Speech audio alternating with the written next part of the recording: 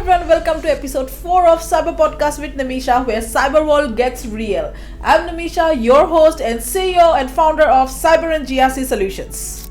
Today I'm joined by Hayley, who is the CEO of Crime Stoppers International, founder of Magnolia Intelligence and co-founder of Shadow IQ. Hayley has begun her career in the Australian intelligence community, serving several Australian governments, Fortune 500s, multilateral on transactional threats, risk insiders, and national security strategy. Hayley spent almost a decade in the US at the intersection of global security, intelligence, law enforcement, and technology before returning to Australia in 2023.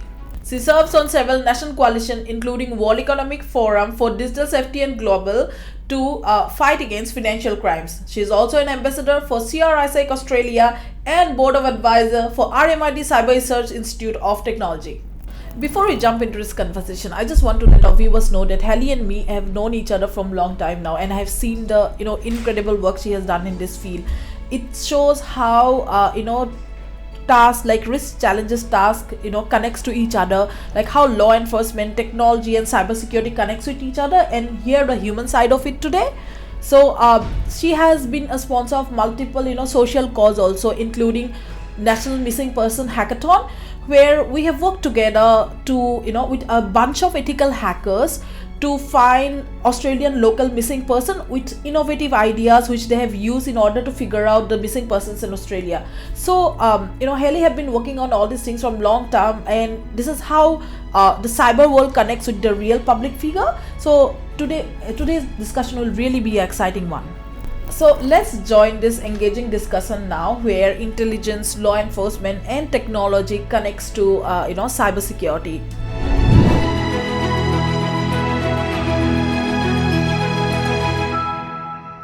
Okay, Hayley, let's kick off with our first one today. As a CEO, what do you personally do these high impact, high risk areas?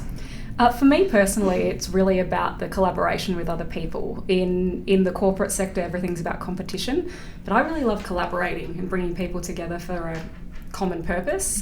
In this line of work, you can't really deny that there's an imperative to get it done and to get it done swiftly. So for me, it's the speed, it's the agility that's required, and it's the collaboration is really the key factor for me. Oh, I love that, Hayley. That's really, fascinating how your passion, this shows your passion, right? How you connect cyber world with this intelligence kind of thing. So thanks for that, Hayley. Okay, let's jump into a second one. How are cyber threats evolving in the realms of counterterrorism, human trafficking, and counterfeit goods? Why is it important to view these issues through the lens of cybersecurity today? Yeah, absolutely. Look, once upon a time, things were a lot slower. And the digital age, it took criminals a lot longer to raise funds, to spread negative messaging, to deploy disinformation and misinformation campaigns, to sell things like counterfeit goods, or to distribute child sex abuse material. True. Now that we have such an interconnected world, and it's all happening, and what I would say is it's cyber-enabled crime. So majority of crime now is cyber-enabled in some way, whether that be the way that the money is moved, whether that be that how the goods are moved or sold, or how they're interacting. When I think back to around the time of the war on terror, post 9/11, and we were looking at new ways that threat actors were actually communicating, and we had to work out how they were talking to each other, and it was on this thing we didn't know about called the dark web. But our cyber professionals knew about it. Yep. So we had to lean into our cyber professionals and their understanding of these spaces that are not necessarily, they're not new spaces in our world, but they are certainly evolving constantly. True. And it really shows how interconnected these global issues are with, cybersecurity. It's an eye-opening for many people to, it's just not cybersecurity is not just an option anymore. No. It's everyone's responsibility. So it really helps understanding and essential, especially in the the intelligence side of things on that. Yeah. Yep. And I think I would say that the most important factor there is that there is no crime right now really that doesn't involve something online. True, right? true. So maybe a bag snatching episode out on Burke Street Mall, or you know, something like that perhaps. But when we look at the interconnectedness of all these different crime types, there's always a cyber enabled part of it now, and so we can't exclude the cyber community. Absolutely. We need you. yeah absolutely. And it's especially essential for tackling this kind of challenges. Definitely cyber is not any more an option, it's an essential for everyone nowadays. Absolutely. Thanks for that, Hayley. So let me kick off with my third question today. How is human trafficking facilitated through digital means, and what are the key cyber indicators that investigators look for? There's a few points I'd like to make on this, and I think one of the key factors is we're looking at major scam centres on the Thai-Myanmar border. If you're not familiar with it, there's thousands of people trapped in human trafficking, and the way that they're recruited into that and then forced into, forced criminality, essentially, where they're perpetrating crimes and they are the scammers, but they're victims themselves. And that's being enabled by online recruitment processes. So people are responding to online recruitment advertisements for even cyber roles, for software development, for things that people would not associate with individuals who become victims of human trafficking.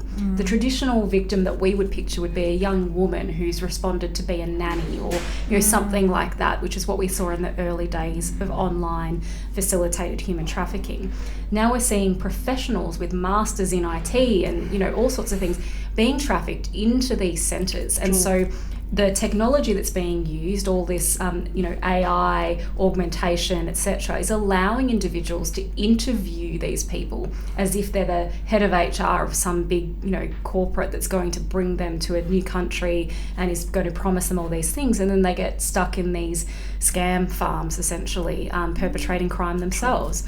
So, key indicators, I'm not entirely sure that it's something we really want to talk about specifically, because when we do that, we give away a lot of information to the perpetrators, right? And so we don't want them to necessarily know what we know about them. We want to keep that inside our community so that we can continue to fight them in the best way we possibly can. I would absolutely warn people who may be listening to your podcast or watching your podcast is always double check things that you're responding to. I have a lot of friends who are cyber professionals who are like, I would never fall for a scam, like an impersonation scam, but you know what, it happens. You can be the smartest person on earth, it doesn't matter, it still happens. So I think just be cautious of what you're looking at and ensure you do due diligence. No, that completely makes sense. I like it. Thank you for clearly breaking this down. It really helps our listeners to understand how in our day-to-day lives how we get scammed and how these scammers are harming us basically, and how this digital platform can be can expose to crimes this way actually, and that's how it's very important to let people know that how the law enforcement, technology, intelligence and cybersecurity connects with each other, because that's how the public needs to understand how we need to be careful about all those things. So definitely, and thank you for breaking down it so clearly, Hayley. That really helps, and our listeners would definitely understand how cybersecurity is now connected to this part of the world actually. Thank you for that, Hayley. Moving to our next one. What advice would you give to cybersecurity professionals who want to specialize in these areas, like what you are doing right now? Yeah, well, I think it's certainly understanding the environment. I was actually speaking with somebody before about people's ability to think laterally and think critically when they're doing investigations. So, the cyber world is very, full of some of the smartest people I know. But you have to have an ability to think outside just the space that you're working with online. How can we solve a problem which may not be immediately clear through a normal cyber mechanism? So through your governance mechanisms or whatever it might be, or your cyber forensics. People are involved in all crimes, right? There's victim at one end, there's a perpetrator at the other, and they're people. And so we have to ensure that if you're in the cyberspace and you're wanting to work in these areas, that you are paying attention to the human element of these crimes and these issues. Because you have to be able to put yourself in the shoes of the threat actor and also the victim in order to solve the crime or the problem or whatever it might be. And the thing is that criminals are always evolving faster than we are. Yeah. And so it has to come down to your ability to problem solve. Yeah. So here's this issue. The criminals have already worked a way around, the Bitcoin issue or the cryptocurrency or how they're transferring money. Yeah. But we know that our people, our cyber professionals, are super switched on and that they can come up with solutions. But it's about ensuring you think laterally and not be kind of boxed into what you think is a normal way to solve a problem. Yeah, I mean, that's really a great advice, Hayley.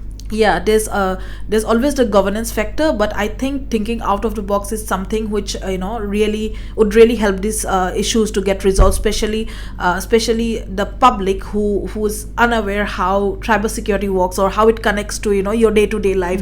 Definitely that would help us out on that. Yeah. One That's of my favourite things that this should make you laugh. I'm sure if it does. So obviously my mum's nearly 80 and she doesn't really understand the, cyber IT kind of thing. Yeah. And there was a gentleman who was a cyber professional on the hot seat, that game show the other day. Yeah. And he's saying he's a cyber professional. So my mum sends me a photo of the TV screen and says, "Oh, this guy's in cyber," as if I might know him.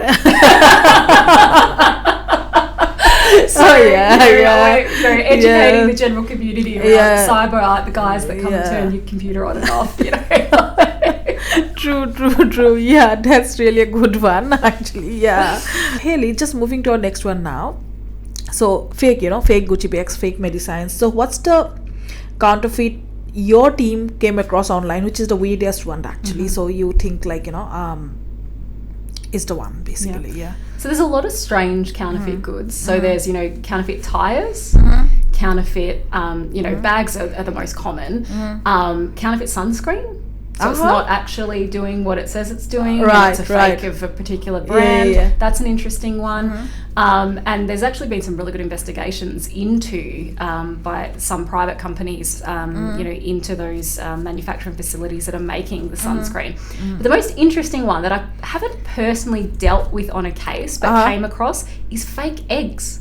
Oh my fake god! Chicken eggs. So counterfeit chicken eggs are being made in places in Asia because they are so difficult to come across in some areres, or they're really prized or expensive, and so they're actually making like the yolk out of particular chemicals. So counterfeit food, and then they're making it in a mold and then making the external part and selling these counterfeit eggs. To me that is the weirdest. That is the weirdest one. But there's counterfeit all sorts of everything. For me, they're all devastating because they all link to human trafficking, child sex abuse material, terrorism. The individuals that perpetrated the Charlie Hebdo attacks in Paris all those years ago sold counterfeit Nike sneakers, right? So all these things are pretty horrible, but I have to say that counterfeit pharmaceutical goods disturbs me quite a lot because people would assume that you're buying counterfeit drugs off the streets. But what we're seeing is it's actually infiltrating pharmacies and hospital pharmacies. So if you think your mum, is being treated for cancer and she's been given this drug that you think is going to help her make her better, and it's actually a counterfeit, but nobody knows, right? To me, that's a pretty disturbing counterfeit. Like they're all awful, but that one really gets me. I find that really upsetting. But counterfeit chicken eggs is probably the strangest one. I have to say. No, completely agree, Hayley. I think you're right, like especially on the pharmaceutical part of it, like it impacts health, right? It's very dangerous if we have counterfeit medicines, or it impacts our health, like you said, the egg one, right? So we never know how does it impacts our health, the artificial egg actually. So I feel it's quite wild and it's unsettling, of course, but I think pharmaceutical and especially food, which impacts our health, definitely that's something needs to be taken care of actually. Now somebody should do a study on if there was an increase of Google searches after this on counterfeit eggs. True. There might be. No, that's true. Thanks for sharing that, Hayley. This really, I'm sure our listeners would be connecting to this now because they buy these stuffs on daily basis. That's how we connect to each other actually. So thanks for that, Hayley. Okay, this brings to our end of our question now. What's your favorite kind of hacker movie? Like the realistic slow burns of Hollywood style, or after 3 keyboard taps kind of a movie? So when you told me you were going to ask this question, I had to really think deeply about this. Yeah. Because I actually want to say it's not really a hacker movie per se, but it's a movie called The Beekeeper. And I don't know if you've seen The Beekeeper, but essentially it is this guy who keeps bees on a farm next to an elderly lady, and she's scammed. And essentially she's responsible for this charity, and $1 million is taken from the charity account because of actions she takes when scammers target her. He takes it upon himself, very like James Bond style, not real style, to get back at the scammers. And so he actually takes on the scam centres, and he travels to these scam centres, and he essentially takes out all of the people, not the victims of trafficking, but he takes out the lead, the head people running it, and it turns out it's all this kind of really corrupt kind of situation that feeds into government, etc. But to me, I like this because take the Hollywood theatrics out of it. It's actually dealing with something that everyone is dealing with every day, which is scammers. There's nobody, I don't know anybody that hasn't been either a victim of a scam or received scam text messages, emails, calls, whatever it might be. So I like this movie because the individual is taking out the perpetrators of this crime. I like that. So I'm a fan of The Beekeeper, actually. That's really nice. So I love that, Hayley. I know I'm definitely sure our viewers would love that too, but it really connects actually. So thanks for sharing that, Hayley. So thank you so much, Hayley, for joining this conversation. This episode really stands out because it really speaks about how intelligence side of things connects with cybersecurity. That's been fantastic for now. Thank you. Thank you so much, our listeners. Remember, cybersecurity is everyone's responsibility. Until then, stay safe, stay curious.